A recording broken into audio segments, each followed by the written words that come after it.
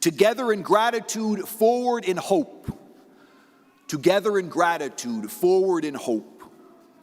This weekend we begin a very historic endeavor at our beloved parish. A 3-year, $2.5 million debt reduction campaign. And while this amount does not represent our full responsibility of nearly $4 million, its success would still mark a significant reduction and would allow us to plot and plan for the complete elimination of our debt within several years, thanks to the generosity and fidelity of so many of you. Our debt was accrued decades ago when our campus and our school expanded. And since that time, we've held several campaigns to reduce our debt, and we have striven in the last decade in particular to live within our means and to reduce expenditures. Thanks to the financial acumen of so many, including Father Bear, my beloved predecessor, Aaron Ethier, our current business administrator, and most of all, your own continued generosity in times of great challenge, we find ourselves in sight of the finish line. Now, I admit, $4 million, that's a broad finish line. I get it. But it is a reasonable goal, especially if we can complete 2.5 in this current endeavor that we are about to embark in. Now, you might reasonably ask, why now? Why now? Why a capital campaign now in the midst of such challenging and unsettling times? And one answer is that on some level, there'll never be a perfect time. Never. We've known that we must eliminate our debt for years, and so it was only a matter of time before we began. But it is also the case that despite the many uncertainties that we face, financial giving continues to be relatively strong. And what is more, we continue to witness at Transfiguration many new families and new faces, which points to the fact that Transfiguration still has a mission, and there is excitement for that mission. The fact that oftentimes, not always, but oftentimes I've got to fight to be heard at homilies on Sunday mornings, which is beautiful, by the way. Bring those babies, bring them. It's a tremendous sign of vibrancy of our parish, even though, admittedly, our numbers are not what they were before COVID began. We're down about 30%. The study conducted by the Steyer Group in the spring of this year also confirmed widespread support for a debt reduction campaign. And my conversations with so many of you have given me courage to begin. Now, our efforts to reduce our debt are not simply good stewardship and the satisfying of our financial obligations. This, of course, are great goods in and of themselves. But my dear friends, our campaign is an investment in our future and in our mission. Our current interest payments of nearly $25,000 a month place an incredible strain upon our limited resources. Again, Transfiguration has a mission to bring all those in East Metro to Jesus Christ, the source and summit of our daily and eternal lives. And we are called to be an evangelical community. Now, that doesn't mean you're going to see me up here dancing and singing. To be evangelical means that we must go out. We must go out and proclaim the good news. We don't exist for ourselves.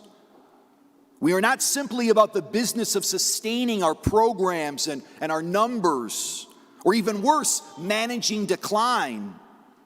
We must look to the future and what we can and should be. A parish that seeks to reach out to this neighborhood, to serve its poor, both spiritual and material, so that we might truly be a light to the nations. A parish that continues to strengthen and to bolster our school, investing in its programs, its curriculum, so that we might truly be a school of discipleship and excellence. A parish that strives to provide its young people with meaningful encounters with the Messiah, Jesus, so that they might become the Catholic leaders that they are called to be, and that the world and the church needs. Heck, just so that they can come to church on Sunday. A parish that continues to strive to speak the truths of the faith with boldness and with charity, confident that the Catholic faith in its fullness of teaching and life is exactly what the world needs now more than ever. But most of all, we must continue to strive to be a family. For this is what a parish is, a family. A Catholic parish is not one club among many to which you belong, to which you can come and go as you see fit. It's meant to be a family with all the demands, and there are demands, and joys of family life. Now, this certainly includes the need to support our family in its financial obligations and needs. Your own continued support of this parish is a tremendous sign of your love for it. But now we ask for more. Many of you may not have been a part of this parish when our building projects accrued our current debt. But if you are a member now, whether you are signed in the dotted line or you're coming every Sunday or most Sundays, it frankly doesn't matter.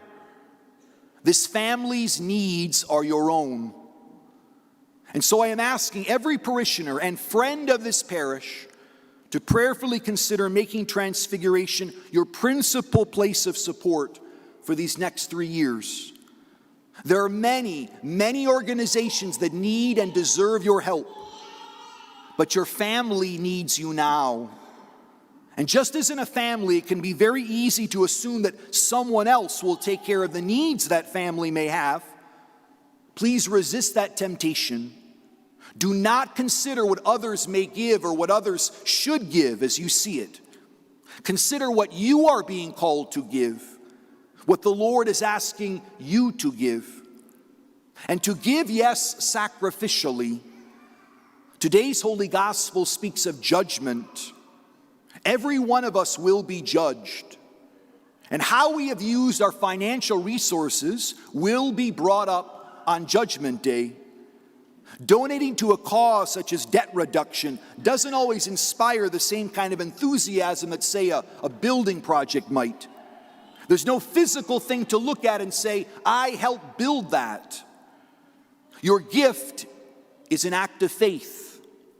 An act of faith in the future of this parish, yes, in my own leadership, and in the direction to which the Lord is calling us. But it's more than just blind faith. It's loving faith. And that's what we will be judged on, my friends. Love. We will be judged on love. And love desires to give the most, not the least. To give until it hurts. Imagine if every parishioner were to give $1,000 for 3 years, we would raise $3 million. Now, many of you can give much, much more than that, and please do. And some of you can't give that. And like the widow's mite, we will receive your gift with great gratitude. And we rely upon your prayers and your support. Please give something, all of you, give something.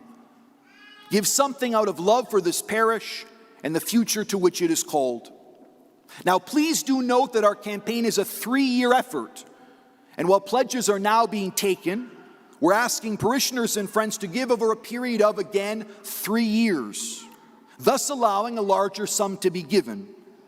And please consider this as you receive your letter asking for your support, and a specific amount is suggested. A gift of 10 to 20 grand in one fell swoop can seem downright impossible, and it probably is. But if given over 3 years, it becomes possible, if still sacrificial. Now, I also ask you to continue to support our parish with your weekly donations as you can. You have been, again, remarkably generous. And for our parish to continue to keep the heat on, the lights on, this must continue. We pride ourselves in our fiscal responsibility, and I promise you that your donations are valued and used as best as we can. Please continue to support our mission now, even as you invest in our future. Like many of you, I have received my pledge card, and if you have not, believe me, you will. And like so many of you, I will complete my card on my knees, asking God to give me wisdom and strength to give sacrificially, that is, to give from my heart. Out in the gathering space, you'll find a table with all kinds of material regarding our capital campaign, and a kind of a thermometer that will mark our progress in the months ahead. please God, in the weeks ahead. And you'll find an image on that thermometer that might strike you as a little odd to begin with. It's not clear exactly who that is. I was joking with some of the staff a little bit ago that we've entrusted our campaign to Zeus. The thermometer kind of looks like Zeus. I promise you it's not Zeus. It's not Zeus. It's a statue of St. Joseph, but a very particular statue. I have a deep devotion to St. Jeanne Jugan. Jeanne Jugan is the foundress of the Little Sisters of the Poor. My own beloved sister is a little sister. And in the home of St. Jeanne Jugan in Calcan in France, there is found a statue of St. Joseph. That statue of St. Joseph.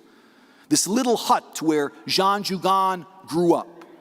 Jeanne Jugan was the Mother Teresa of her day, a woman who was deeply dedicated to the aged poor, would take the aged poor from the streets, bringing them into her own home to serve them, and to serve them through the financial gifts and sacrifices of others. A number of decades ago, over a century ago, there was found in the fields around Jeanne Jugan's home this statue, but it was broken up into multiple pieces. A farmer found it. He brought it up and began to reassemble this statue. We don't know where it's from. We don't know what church it was in. It wasn't there at the time of Jeanne Jugan. And this farmer, putting together this image of St. Joseph, found a loose hand. And this hand was placed back on Joseph, not like this, where it probably belonged to hold a staff, but like this, like a beggar. And so that image is now known as St. Joseph the Beggar, and it stands in St. Jeanne Jugan's home, right in her bedroom. And over 3 years ago, literally weeks before I was installed as pastor on September 8th, 2018, I wrote in the little book of prayer intentions at Jeanne Jugan's home, "To St. Joseph the Beggar I entrust our debt." And I promised to St. Joseph, I promised to this image of St. Joseph, the provider of his family, that when our debt is satisfied, we as a parish will come back and we will visit him. I would love to introduce you to this man, this provider, who is not ashamed to ask for the needs of his family. Now the contract's changed a little bit. I'm willing to go after 2.5 million. It doesn't have to be 4 million. We can go after 2.5. But let's go to St. Joseph. Let's go and celebrate the good things that God has done in and through us. Now, my friends, I would ask you all as families to take home one of our prayer cards. You'll find a St. Joseph prayer card out there on the table of our capital campaign.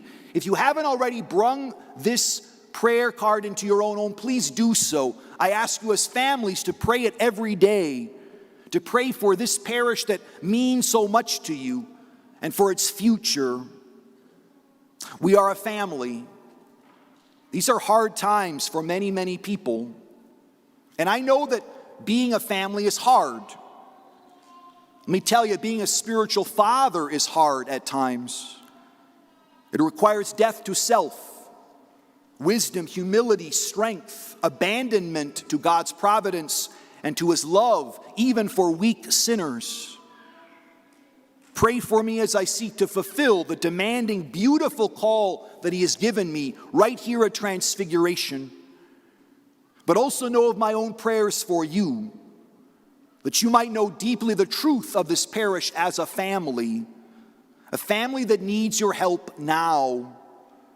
Together in gratitude for outdoor masses, strong preaching, at least occasionally, great education, the availability of the sacraments, live-streamed masses, right from the beginning of our time of quarantine, spiritual support in difficult times, accompanying your spouse as they prepared for death, a community of joy.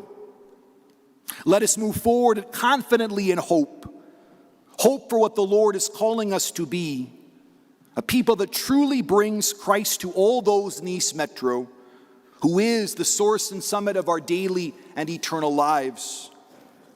We can do this. And we will do this. For his glory and for the salvation of souls, we will do this. Saint Joseph the beggar, pray for us.